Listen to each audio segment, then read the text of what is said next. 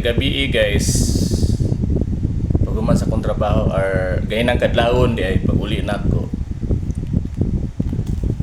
Siyempre diyan ako nagasakay sa Water District guys kung taga Davao mo. Na ay may terminal diyan sa motor sa mga tricycle diyan sa Water District. Diyan ako sumasakay every out sa trabaho. So yung nasakyan ko may bali dalawang pasahero kami. So nakikinig lang ako sa usapan nila guys. Kasi may kapitbahay ata sila na namatay guys ba, mga 70 years old. So nakikinig ako sa usapan nila kasi hindi naman pwedeng sumabat. Sabi ng babaeng pasahero, sana daw na-extend pa ng mga 2 years yung namatay ba. Sabi ng driver, o nga no. So, inana yun siguro na agang yung mga inana nga edad. Pag ganyan ang edad natin, ganyan ang mangyayari, anak.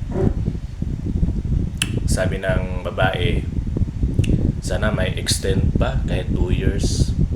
Kaya, kita, ganyan yung sabi ng babae, kita pag buhay pa yung mga nanay tatay natin, mahalin talaga natin.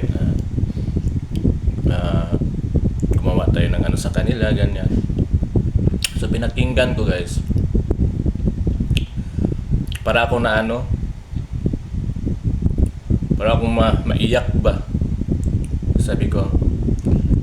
Kaya ang masasabi ko guys, pag may mga magulang pa kayo, mama, papa, mahalin nyo talaga guys. Kasi yung iba, hindi na kinikibo, hindi na pinapansin. Mahalin nyo guys kasi hindi na yung maibabalik yung buhay ng tao. Mga nanay, tatay natin, pag nawala, nasa huli talaga ang pagsisisi. Kaya habang buhay pa sila, habang nandyan pa, nagkakamali man,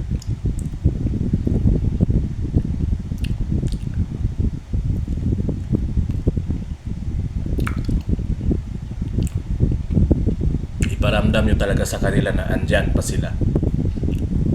Huwag yung ini-ignore nyo guys. Yung bang kahit kaharap na kayo, kahit nagsalubong na kayo, hindi nyo pa rin pinapansin, hindi nyo kinikipo. Basig moingon na lang, may buntag may hapon pa. Kasi guys, nako, hindi mo alam pagdating ng araw, maging magulang ka rin. Or magulang ka na ngayon. Bilog ang mundo, baka yung ginagawa mo ngayon gagawin din yan sa'yo ng mga anak mo. Kaya habang nandyan pa yung mga magulang natin, ipakita nyo yung pagmamahal.